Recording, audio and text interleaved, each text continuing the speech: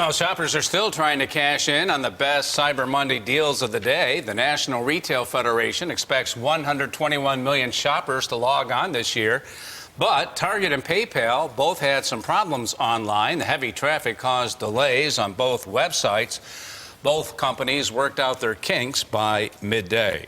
Well, there's been a lot of hype leading up to Cyber Monday. You know, great deals, no shipping. That's right. But if you're not careful, there is a downside to the convenience of shopping online. Tonight, News 4 investigates Cyber Monday steals. Luke Moretti says crooks are just waiting for a piece of the action. Luke? Yeah, you know, they're aggressive and creative. We're talking about cyber criminals lurking behind social media, fake emails, and bogus websites. They want your money, and if you're not careful, they'll get it. For many of us, the holiday season is all about money, clicking for gifts, paying bills online. Frankly, it's a way of life now. For criminals, too. It is scary.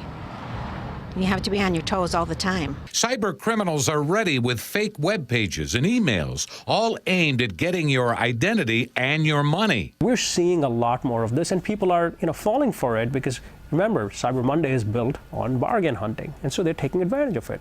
While Cyber Monday focuses on consumers, there is another broader threat out there. Sophisticated and organized cyber criminals who are attacking financial institutions, companies, and government.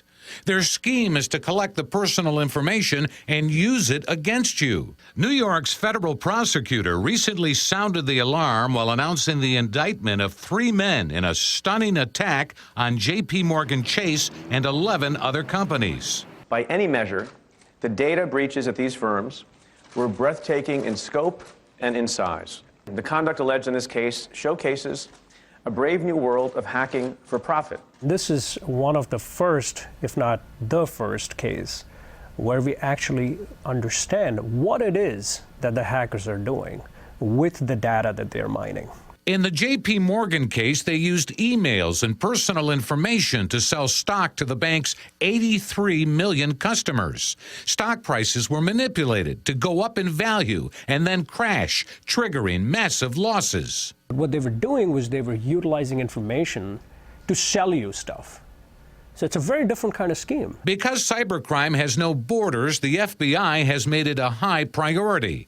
The agency also monitors scams and alerts consumers and businesses.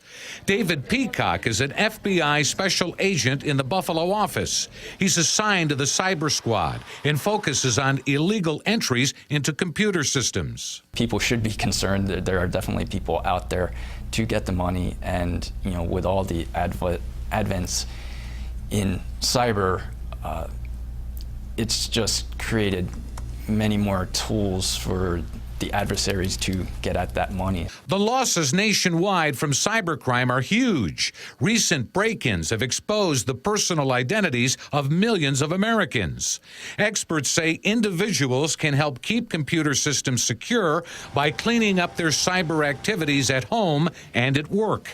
One of the biggest threats to financial loss, I believe, would remain the end user, and it's the person's responsibility to make sure they protect their information and conduct their financial transactions in a secure way. The solution is not to stop doing what we're doing, but to do it more smartly. It is also to develop better cyber hygiene. Here are some tips on how you can protect yourself online. Avoid doing financial transactions on a tablet or smartphone connected to a public Wi-Fi.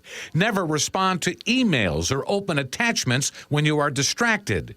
Use separate emails for work and shopping to avoid getting risky emails at work. Joanne Giuffrida worries about hackers, but like many people, it doesn't stop her from shopping and banking online. I'm playing the odds so far. It hasn't caught up with me. You know, the FBI has made high-tech crimes one of its top priorities, and that includes cyber fraud and identity theft. Scammers, they use many techniques to lure people with too-good-to-be-true deals, so make sure you don't fall for it. It's the first time I've heard the phrase cyber hygiene. Pay attention to your cyber hygiene. Yeah, I mean, there's a lot to look when you're out there in cyberspace, but, a lot of this is common sense, too, and go with your gut. If it doesn't feel right, stay away. Yeah.